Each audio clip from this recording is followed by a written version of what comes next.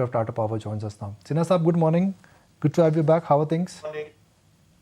Good morning, Nikul. Thank you very much. I think things are very fine, very good, I would say. I'm scanning through a lot of brokerage reports which have made an opinion on your quarterly numbers. So it is like saying the right hand side is balancing the left hand side. The upside which you got largely because of Mundra UMPP and also because of the non-thermal business seems to be getting completely nullified by the decline in Indonesian coal prices. Do you think right now that would be the situation going forward where the company on an absolute terms will do better, but these extraordinary triggers which you had largely because of UMPP or the uptick because of the coal prices in Indonesia, that will drag the overall picture down? I think we need to look at it from a little different perspective. This year, we don't have the benefit of the large profit that we got from coal last year. Notwithstanding that, we've done better and we have shown a growth in PAT. And this is primarily because of our core business, whether it is our existing generation, coal and hydro, or it is our renewable business where we have shown an increase in PAT by nearly 30%, or it is our improvement in our distribution and transmission business where again the PAT has gone up by 20%. So what it shows is that some of the initiatives that we have taken in last 1 year have started showing results, and this will only get strengthened in the future quarters. So I would say that we are now moving for more of core business profitability and not some of the non-core business profitability that came last year. And the trend is very good. In fact, I feel very confident that going forward, this will be the trend where our core businesses will really start picking up and will start contributing majorly in the profits going forward. What could be the trigger for FY24? The coal upside will not be there. The one-time kicker which you had because of the renewable business and the valuation of that business by an external investor, that also will not be there. So what is the trigger for Tata Power in FY24 in terms of a shareholder delight? So the shareholder delight is that whatever investment that we are making is giving us very good results. And I think that's what is important. We've done some capital investment last year. We incubated some of the business like the rooftop business, the group captive business. All those have started showing very good result, and they have a multiplier effect in the performance and also in all the financial metrics that you would see. Our Odisha business is now getting stabilized. We have been able to clean up a lot of issues which were there in terms of the consumer services, in terms of billing and collection. This will further get enhanced in the subsequent quarters. So I think we will see a much better results going forward. And mind you, the first quarter was not a very easy quarter. It was a quarter with extreme weather conditions. We had extreme weather conditions where we had a cyclone in the west coast impacted Gujarat, where some of our assets are there. We had rains in northern part of India, where again some of our operations are there. And then we had huge number of Kal Baisakhi, which is a mini cyclone in Odisha, which impacted a lot of our manpower time in restoration activities over there. So I think what you are seeing is green shoots of much better improved performance in subsequent quarters. For FY24 and FY25, what is in store from your core businesses? And let me define the core businesses for the benefit of our viewers. Distribution, generation, and I would also include solar because that is becoming part of the main knitting now. Yeah, and also now that we are setting up our own manufacturing of 4 gigawatt, our supply chain becomes more robust. So our ability to do the utility scale projects, renewable projects, our ability to do group captive projects further gets enhanced, and our margins will improve in that. And that is where you will see a reflection of that in the performance and in the EBITDA and PAT going forward. So I think all the investments that we have done, the upside will start coming from this year.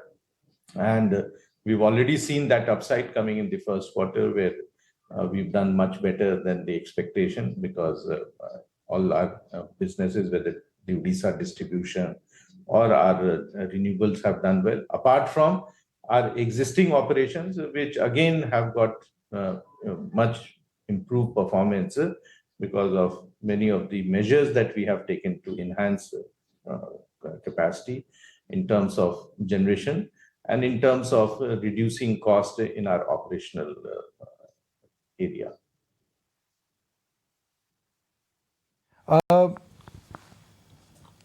I'll like to draw your attention to the importance of the election cycle. There are big states where the narrative of free bijli has started again. State elections are due in Rajasthan, Madhya Pradesh, Chhattisgarh, followed by the big central election cycle last year. Up until now, thankfully, we've not heard anything from the central government in terms of free bijli and pani, but the state governments have already started promising that. What happens? What happens if free bijli, free pani, that narrative comes back at state level? See, giving free bijli to a certain set of consumers, lifeline consumers, has always been there, whether it is free or it is highly subsidized. And in most of the states, you have the Bhagya Jyoti and the Kutir Jyoti program, where for first 50 or first 100 units.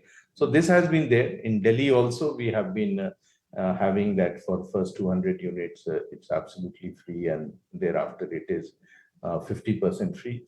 And that has been a practice for many, many years. But what happens under such situation is, under the Act, if a subsidy is provided by the government, they pay directly to you the subsidy amount. So as far as we are concerned, we get paid for whatever is the cost of power, which is determined by the Regulatory Commission. So in Delhi, every quarter we get the payment in advance of the subsidy amount that is being given to the consumers. So instead of the consumers paying, it is being paid to us by the government. Okay. What's next for the Mundra UMPP? That, in a sense, was the trouble point for Tata Power, not last quarter, not the quarter before that, but 5-6 years before that. That has turned. Should we expect that so to meaningfully happened, will it contribute meaningfully in terms of a bottom line for FY24? Yes, you have seen that the Section 11 has continued. It is now till 30th September. And last year, we also saw that it was extended up to 31st December. So we do expect that it may get extended further, especially in the months of September, October, when we have very high humidity and energy consumption. So there is a chance of it getting extended. In any case, we are also discussing, and now that we have a good benchmark in the Section 11 tariff and the computation of that, now we have a reference point under which we can negotiate and finalize. There is a thinking that, notwithstanding the how much is the consumption, the tariff of Mundra continues to be one of the lowest and is in the merit order, and most of the states still procure power and procure full power from Mundra before they procure from other generators. So I think we do expect a resolution of it, either under the Section 11, or even if it is outside Section 11, it would be using a Section 11 preference. Mr. Sinha, if I look at some of the solar manufacturers, when I say solar manufacturers, solar equipment manufacturers, Wari, Vikram, they're getting a large order from exports, made in India for US. The order books now, they run into billions. For Tata Power, could that be the opportunity where you've already invested in solar EPC, you already invested in, like you said, that in terms of making the solar panel, but could export be a needle moving business for your solar EPC exports? Definitely, there is a small window over there. And as we are setting up a 4 gigawatt manufacturing facility, in fact, now it's a 4.3 gigawatt, we expect that apart from using for our own purpose, for our own EPC projects or rooftop, there would be some capacity available which we can export or sell within the country. So we are definitely examining that option. And once the plant becomes fully operational, we need to start the discussion of exporting it. But again, these are opportunities, windows, whenever they open, we will utilize them. Mr. Sinha, Tata Power has consciously decided to move out of thermal capacity. That some would argue was the right decision when there was a complete narrative against ESG. But in India, thermal is still the preferred route. It is still the easiest route. And will coal availability now becoming much more stable because of new mining and better connectivity? Do you think that may not be a great thought and you could be revisiting that thought? I think we took a conscious decision and we said we will transition. It is not that we stopped all our generating plants which were using coal, but we said we will transition over a period of time. And as and when some of these plants uh, complete their useful life or complete their PPA term, we would decommission them. We are pursuing that route only.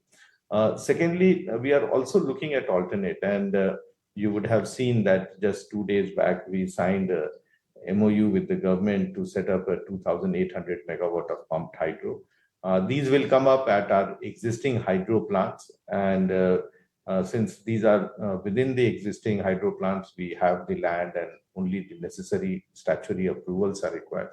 And we can be online within next 3 to 4 years. So I think we've decided we will take a path which will be more sustainable in the long run, and we will pursue the same because there are immense opportunities in those areas.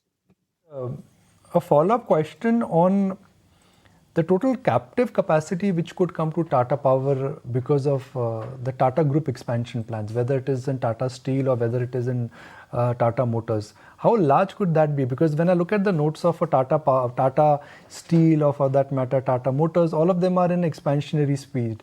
Tata Sons is now speeding up a semiconductor plant. So that means the group per se is going to be the energy demands would be very high. Absolutely right. And right now also we supply renewable power to all our group companies, whether it is Indian Hotels, Tata Motors, Tata Steel. And this is getting enhanced only. Recently, we've signed the agreement with Tata Steel to provide them nearly 966 megawatt of hybrid solar and wind plant, which will cater to a very large requirement of their clean energy in the future.